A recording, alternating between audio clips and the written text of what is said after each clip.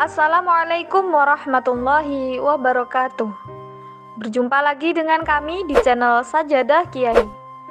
Kali ini kami akan membahas kisah kesaktian Bakyak Kiai Abbas Buntet Cirebon dalam pertempuran tanggal 10 November.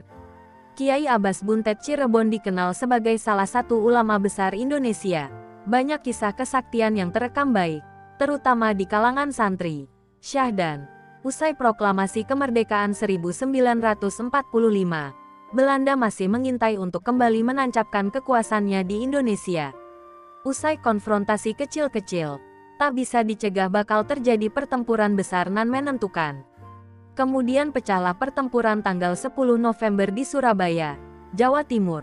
Sebuah perang yang melibatkan puluhan ribu pasukan sekutu melawan ratusan ribu rakyat Indonesia.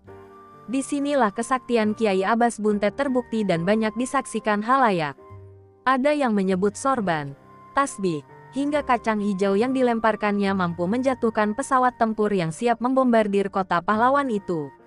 Ada pula yang menyebut alu-alu untuk menumbuk padi beterbangan atas izin Allah, melalui perantara doa yang dibacanya. Termasuk di antaranya adalah sandal Bakyak, sandal yang terbuat dari kayu Kiai Abbas yang disebut-sebut memiliki karomah. Ada juga yang menyebutnya kesaktian. Kiai Abbas berperang menggunakan Bakyak. Ketika itu sedang berlangsungnya perang tanggal 10 November tahun 1945. Sejak keberangkatannya dari Cirebon, Kiai Abbas menitipkan sebuah bingkisan kepada salah satu pengawalnya yaitu Abdul Wahid. Saat itu, Abdul Wahid berpikir bahwa benda titipan milik kiainya tersebut merupakan benda yang sangat berharga. Ternyata, ketika bungkusan tersebut dibuka, hanya berisi sepasang bakyak. Walaupun masih bingung, Abdul Wahid hanya mengikuti perintah Kiai Abbas dan membawa bingkisan tersebut hingga perjalanan tiba di Rembang, Jawa Tengah dan singgah di kediaman Kiai Bisri Mustafa.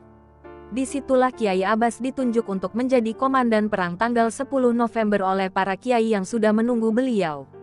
Bung Tomo yang beberapa kali meminta kepada Kiai Hashim Asy'ari untuk memulai peperangan pun selalu ditolak oleh Kiai Hashim, dengan alasan menunggu singa dari Jawa Barat, yang tidak lain adalah Kiai Abbas.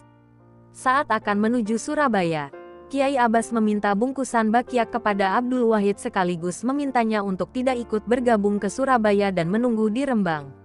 Walaupun semangat juang Abdul Wahid cukup menggelora, namun ia tidak berani melawan perintah kiainya.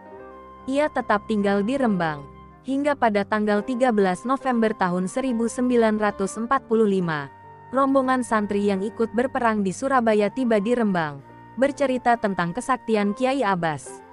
Kiai Abbas bisa satu waktu di dua tempat berbeda, lumpuhkan pesawat terbang dengan tasbihnya. Menurut para santri, Kiai Abbas berperang dengan menggunakan bakyak. Saat Kiai Abbas berdoa, tiba-tiba sejumlah alu dan lesung milik warga yang berukuran besar berterbangan dan menghantam tentara sekutu. Pesawat yang terbang pun dilumpuhkan hanya dengan lemparan tasbih oleh Kiai Abbas. Menurut Kiai Haji Amiruddin, saat perang tanggal 10 November Kiai Abbas dengan karomahnya, bukan hanya berada di satu tempat, tapi di dua tempat, yaitu di pusat kota dan di pesisir pantai Surabaya. Di pesisir pantai itulah, Kiai Abbas menghancurkan puluhan pesawat milik sekutu dengan hanya mengibaskan sorbannya ke atas langit. Penggunaan bakyak oleh Kiai Abbas juga ternyata bukan hanya dilakukan saat perang tanggal 10 November saja, melainkan digunakan pada hal lainnya yang cukup penting. Salah satunya ketika akan bertanding silat. Kiai Abbas saat ingin menjajal kemampuan silat murid-muridnya.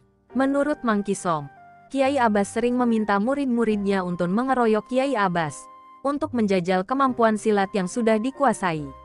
Tapi, sebelum memulai, Kiai Abbas selalu mengganti sandalnya dengan bakyak terlebih dahulu.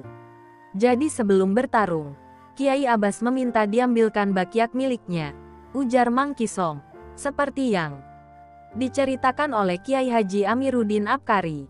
Kiai Abbas akhirnya memperlihatkan kemampuan pencak silatnya, walaupun dikeroyok oleh 5 orang. Semua orang tersebut tersungkur tanpa ada yang bisa menempelkan tangan atau kakinya ke badan Kiai Abbas. Menurut Mang Kisom, kaki Kiai Abbas seperti tidak menempel di tanah. Gerakannya sangat cepat dan pukulannya juga mematikan. Kalau bertarung dengan Kiai Abbas, Tidak ada yang pernah berhasil menyentuh badannya, kata Mang Kisong. Entah, misteri apa yang tersimpan dari sepasang bakyak yang cukup istimewa milik Kiai Abbas. Namun sayangnya, hingga saat ini bakyak tersebut tidak diketahui keberadaannya. Wallahu a'lam. Terima kasih telah menonton video kami. Jangan lupa like, comment, share, dan subscribe channel Sajadah Kiai, serta bunyikan loncengnya agar tidak ketinggalan video-video terbaru kami. Dengan mensubscribe berarti Anda mendukung channel kami, serta membuat kami lebih semangat dan konsisten dalam membuat video-video terbaru.